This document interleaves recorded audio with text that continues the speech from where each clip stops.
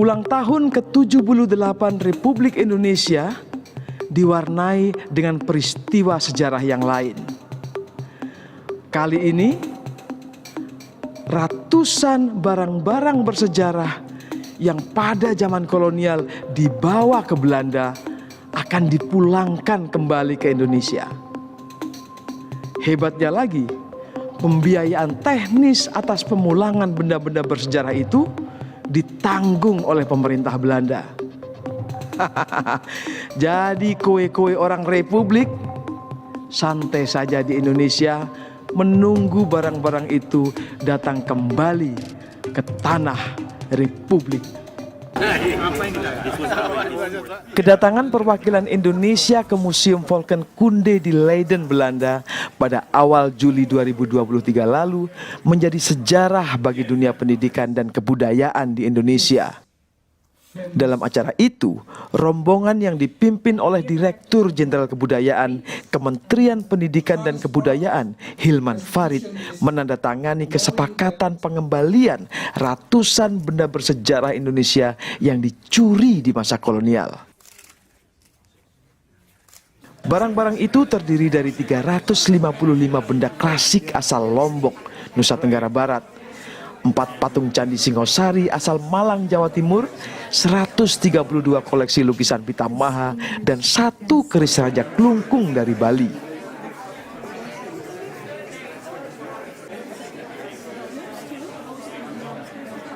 Sekretaris Tim Repatriasi Indonesia, Boni Triana, menjelaskan detail mengenai hal itu.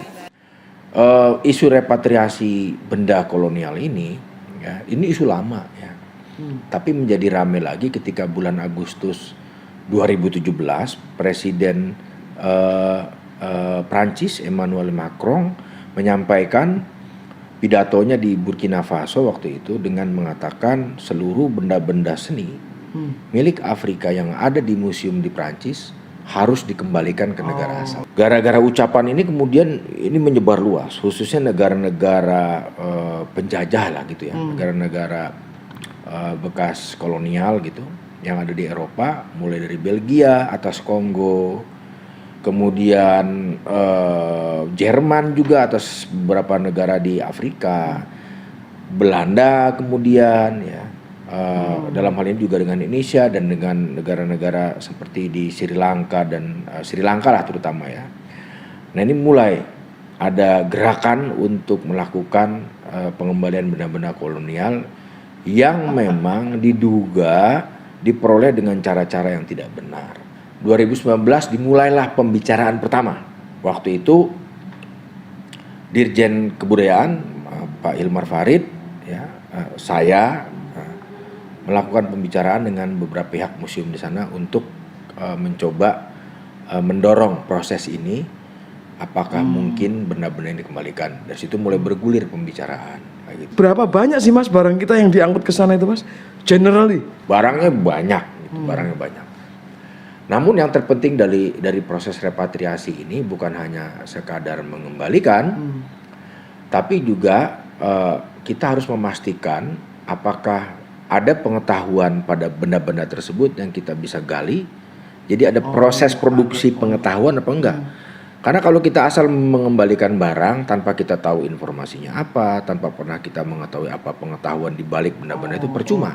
Kita ingin mendorong proses knowledge creation atau penciptaan pengetahuan dengan juga mendorong kegiatan riset bersama, kegiatan penelitian bersama di antara kedua negara, para peneliti, dan juga bahkan mendorong ke depan ada beasiswa, mendorong terjadinya dialog antara dua bangsa ini, terutama para peneliti, dan juga mendorong adanya knowledge exchange atau pertukaran pengetahuan ya, di antara dua negara. Kita belajar kepada mereka bagaimana cara merawat, mereka belajar kepada kita bagaimana benda-benda ini menjadi benda yang sebetulnya hidup dan punya makna di kebudayaan asalnya. Bagaimana tim kita mengetahui atau menarget benda-benda yang ada di sana? Ini kan sudah berserak tuh barang itu. Ya. Gimana? Pada 2002 tahun kemarin bulan Juli kami menyampaikan request resmi kepada Belanda untuk mengembalikan paling tidak 8 koleksi. Karena dia pernah diminta sebelumnya. Siapa yang meminta? Salah seorang yang meminta itu tahun 51 namanya Muhammad Yamin. Ketika dia bicara, ya, tahun 51 posisi dia sebagai anggota parlemen, dia kan sejarawan juga. Dia anggota parlemen. Kemudian dia menjadi menteri pengajaran, menteri pendidikan. Ini disuarakan pertama kali sama dia setelah konferensi meja bundar yang mestinya ada pengembalian benda-benda bersejarah milik Indonesia. Apakah sebelumnya sudah ada pengembalian? Sudah. Tahun? Kapan? Tahun 78. Jadi tahun 70 itu Pak Harto dulu ke Belanda untuk mencairkan hubungan. Karena Indonesia masa Bung Karno itu kan kita panas dingin terus. Nah, Pak Harto datang tahun 70 mencairkan hubungan Indonesia-Belanda. Diikuti tahun 75 ada Joint Cultural Agreement.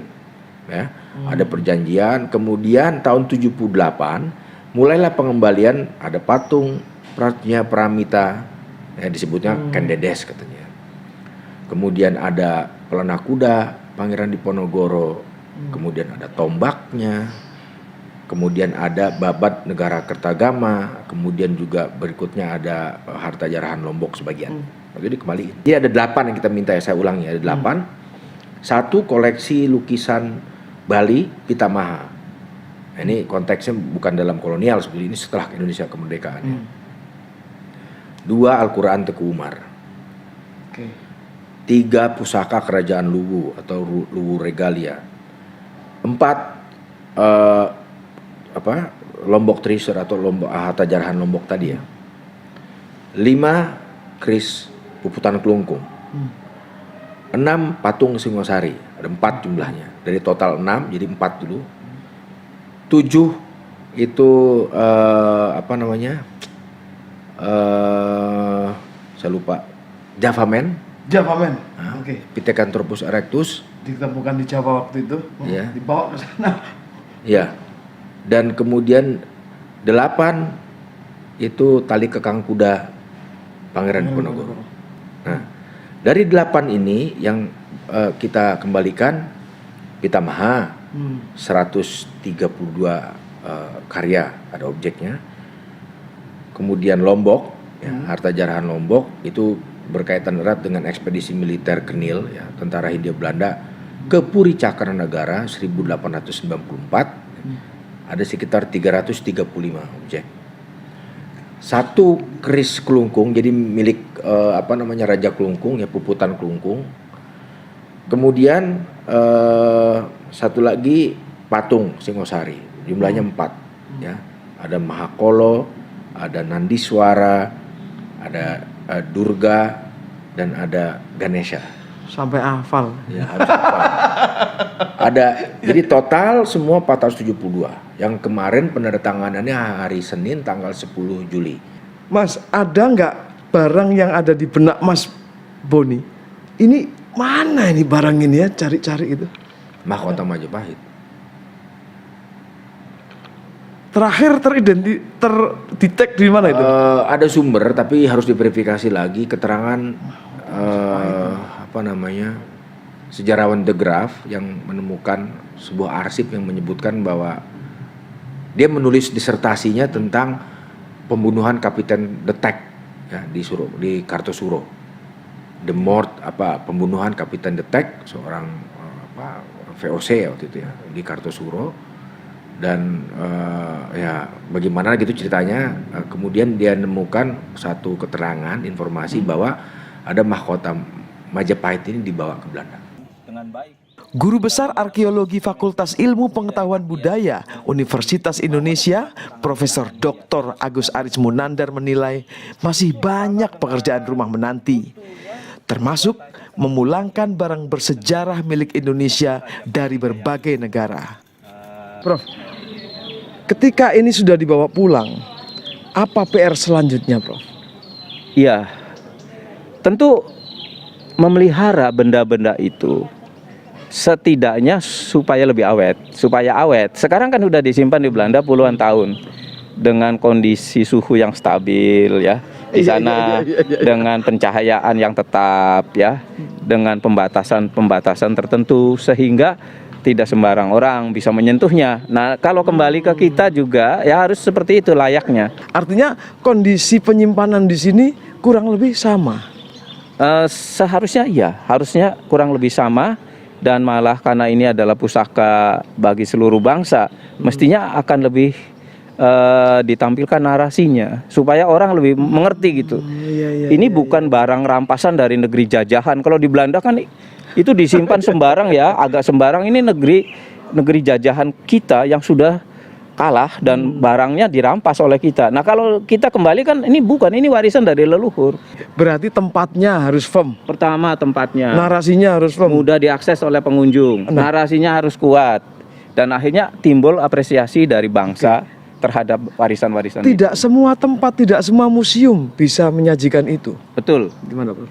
Nah, ya kita menyadari bahwa museum-museum di Indonesia dalam masa pertumbuhan. Memang tidak semua museum mempunyai situasi yang bagus ya, penyimpanan yang baik, tidak semuanya. Tetapi kan mungkin bisa ditaruh dulu beberapa dipamerkan, yang lainnya disimpan dulu. Jadi ada rotasi tampilan yang berganti-ganti gitu, tidak selalu harus tampil semua gitu. Atau replikanya di tempat asal, yang aslinya kan nggak rusak di Jakarta, di Museum Nasional. Prof, sebenarnya barang-barang kita Nusantara ini yang dibawa ke luar negeri banyak nggak sih, Prof? Dari data ya, itu ada yang disimpan di Inggris, ada juga yang disimpan di Bangkok ya. Yang disimpan di Inggris itu antara lain ya, ketika Raffles menjarah Keraton Yogyakarta tahun 1812. Itu waktu itu yang jadi penguasanya Sultan Hamengkubuwono II. Oh, dijarah, dirampok. Dianggap tidak kooperatif dengan pemerintah Raffles. Akhirnya dijarah, diperangi ya 2 hari, dan banyak khasanah keraton itu dibawa. Katanya dibawa ke Batavia, mungkin dibawa ke Inggris ya, ke London ya. Ada manuskrip, ada perhiasan-perhiasan emas, ada juga senjata, dan katanya ada 500.000 uang tunai gulden yang dibawa oleh itu. Jadi kalau kita mau meminta kepada pemerintah Inggris juga ya sudah saatnya ya kita minta kembalikan gitulah. Waktunya pemerintah Inggris, kerajaan Inggris kembalikan kepada Keraton Yogyakarta. Pakubuwono II kan dikalahkan lalu diganti oleh Pakubuwono III. Pakubuwono II sendiri dibuang ke Sri Lanka. Ada lagi Bangkok ini. Yang di Bangkok itu hadiah dari pemerintah Hindia Belanda kepada Raja Chulalongkorn. Ada beberapa arca, ada yang dari Singosari juga, tapi dari candi yang satu gugusan dengan candi utamanya. Ada yang dari Borobudur. Nah, dari Borobudur ini sampai sekarang masih ada di Museum Bangkok. Tapi itu dihadiahkan secara resmi oleh pemerintah Batavia Hindia Belanda di zaman itu dulu. Kalau mau diminta kembali ya kurang tahu saya itu hubungannya bagaimana. Saya mengunjungi Museum Nasional Jakarta untuk melihat barang bersejarah hasil repatriasi sebelumnya. Dr. Sadiah Bonstra, kurator profesional untuk museum dan cagar budaya, membantu saya memahami apa yang ada di depan mata. Apakah Indonesia memiliki kemampuan untuk menyimpan barang-barang semacam itu, Bu? Ya, memang karena misalnya 4 arca Singosari yang akan dikembalikan sudah lama di Belanda, hampir 100 tahun di Belanda, tetapi sekarang ini memang mereka akan pulang. Pasti mereka sudah diaklimatize di environment di Belanda kan, di iklim Belanda. Jadi pada saat arca Singosari dikembalikan ke sini sampai di Jakarta, mereka akan dikarantina 2 minggu, selama 2 minggu. Arca juga dikarantina? Iya, arca dikarantina. Seperti kita selama COVID kan. Jadi 2 minggu, dikarantina 2 minggu? Ya, 2 minggu supaya arca bisa mengadaptasi ke iklim, dengan iklim Indonesia ya. Dengan iklim asli mereka sebetulnya, tetapi itu memang iklim tropis berbeda jauh dari iklim Eropa ya. Salah satunya yang di belakang kita ini. Ya. Ini adalah, mari kita mendekat, kawan-kawan kita mendekat dulu. Ini apa ini, Bu? Koleksi apa ini? Ini Aceh Prasna Paramita dikembalikan pada tahun 78 juga. 78. Ya benar juga hasil dari joint recommendation. Ini salah satu Aceh Singosari. Tetapi waktu itu hanya Aceh Prasna Paramita dikembalikan dan Aceh yang lain belum. Kawan-kawan mungkin mempertanya kenapa harus dikaca, Bu? Kenapa harus dikaca? Oh, oke. Karena itu seperti untuk keamanan koleksi. Karena di sini kita bisa lihat ada banyak detail, sangat ada banyak detail di sini, ada bunga dan segala macam dan juga ukiran. benar dan bahannya juga jadi supaya pengunjung nggak bisa pegang koleksinya, kita taruh di vitrin. Oke, kita akan menuju ke pelana Pangeran Diponegoro, pelana kuda Pangeran Diponegoro. Ini juga ini pelana kuda Pangeran Diponegoro yang juga dikembalikan sebagai hasil joint recommendations pada tahun 75. Ini barang asli ya, Bu ya? Barang asli. Sampai sekarang kondisinya masih tetap sama atau gimana, Bu? Saya pikir enggak. Pasti waktu itu lebih Color, bersih, ya, lebih bersih. colorful dan segala macam. Dan mungkin bahannya itu juga, karena ini sudah 200 tahun, sekitar 200 tahun kan. Ya. Selain ini kita punya satu lagi yang dikembalikan tahun Ya, 70-an. ada satu lagi. Kita ke sana ya. Bisa diceritakan, Bu, ini koleksi Lomboknya nih?